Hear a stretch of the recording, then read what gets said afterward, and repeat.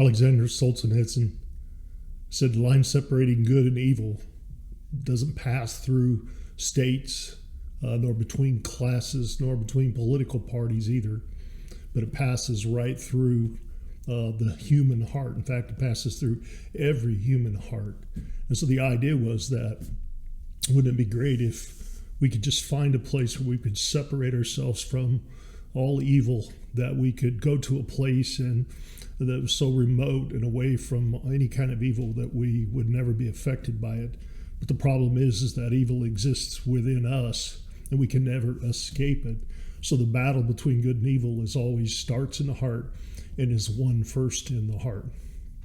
Welcome to Wisdom Snack number 4. My name is Doug Ford. I'm the pastor at Calvary Chapel, Sweetwater, and I want to help you bring the Bible to life, to your life. Hit the subscribe button, hit the little bell for notifications, and you'll be able to catch the next Wisdom Snacks as they come out. Our scripture this week, our snack comes from Proverbs 1, verses 10 through 19. We're gonna start reading at 8. Verse 8 said, we covered it before, but it still applies even into this passage. So verse 8 says, my son, hear your instruction of your father, and do not forsake the law of your mother. And for they will be a graceful ornament around your neck and chains around on your head and chains around your neck.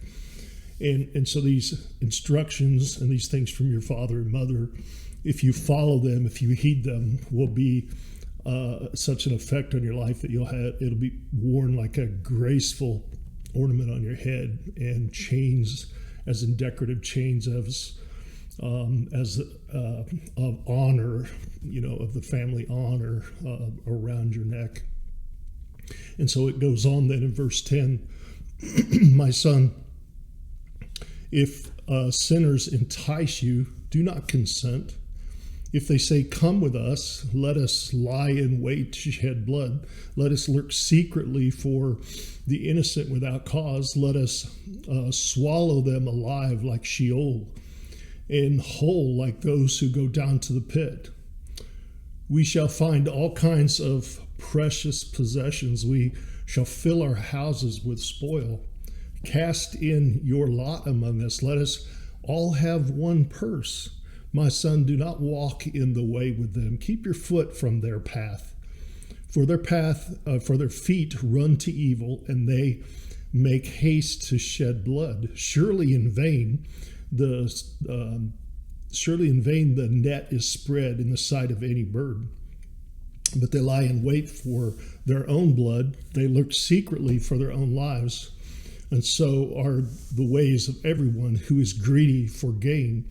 It takes away the life of its owners.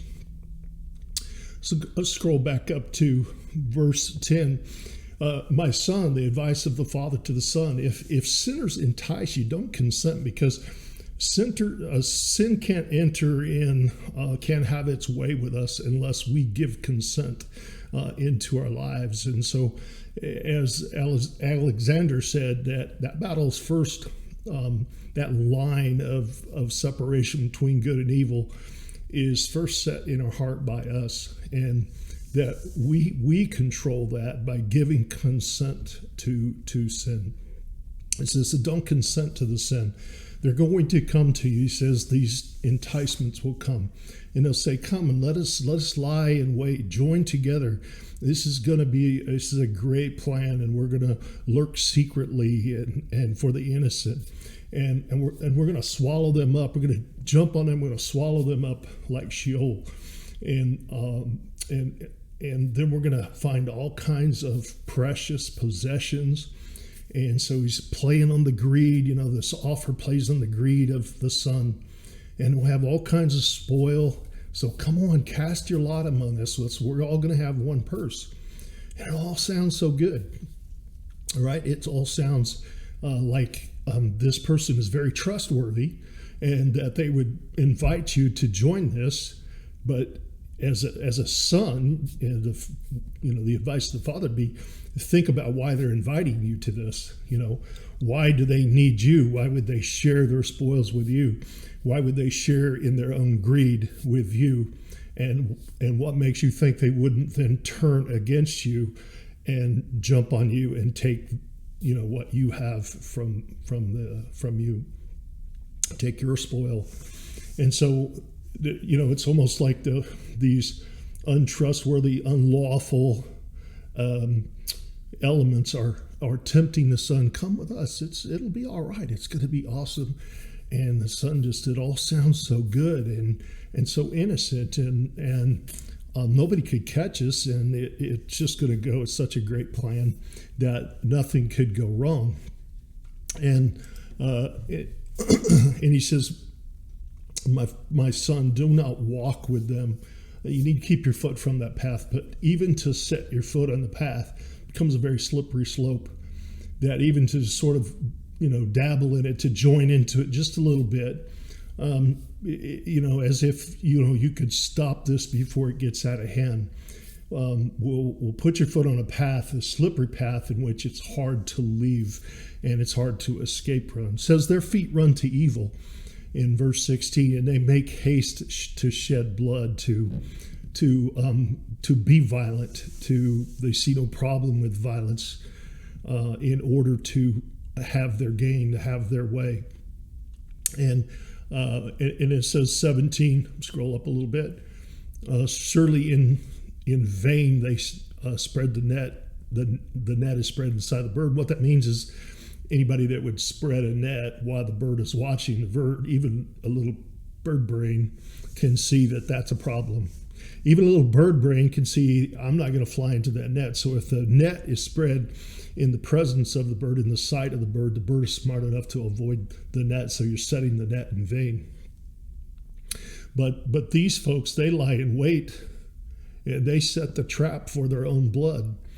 These men that would come and coax the son, the father's saying, they're coaxing you to come and lie in wait and lurk, and you're secretly lurking and waiting for your own life, because once you act on that sin, you're killing yourself. You are dying inside of this sinful act. You have crossed the line. So it's almost like this picture of the son and with these evil men lurking, waiting for some innocent soul to come walking by on the path, and they jump out, and this person turns around, and you find out it's you, that you were lying in wait for yourself, that the one that's going to suffer as you attack them is you, that it is actually lying in wait, secretly lurking for your own life. And verse 19 says, so are the ways of everyone who is greedy for gain. It takes away the life of its owner. So that greedy gain that works in our brain, that begins to say, that sounds like a great plan. I'm pretty sure we could get away with that. And what could go wrong? And these men seem so trustworthy, and I'll just do it once. And we go to great lengths to sometimes justify that, and to pursue our greed, and so this is the idea of the father's advice to the son, that I did, just stay off that path, because once you start down that path, it's hard to shut it off, and to not play into that greed that would work on our minds, that would work on our sinful nature, that would move that line of evil and lose that battle in your heart. The line of good and evil isn't on that path. It isn't in the presence of those who would bring that sin, that temptation before you, but it's in your heart. And wisdom sets that line way off to where there's no choice. And so wisdom sets that line to where it's the obvious life that we live keeps us out of trouble. Wisdom establishes that. And so listening to the advice of a father and a mother establishes that wisdom in our heart, keeps that line. moved way over to where we stay in the bounds that God has set for our lives, the boundaries that He said He has set to keep us safe, to keep us in honor, to honor Him with our lives, to walk in this life as an imager of God. And so that's what wisdom looks like at the from the father and mother. Now, way I see this is kind of weird in my mind, because I figure if I ever listen to these people, this is probably what it would look like for me. I would be like Harry and Marv from Home Alone.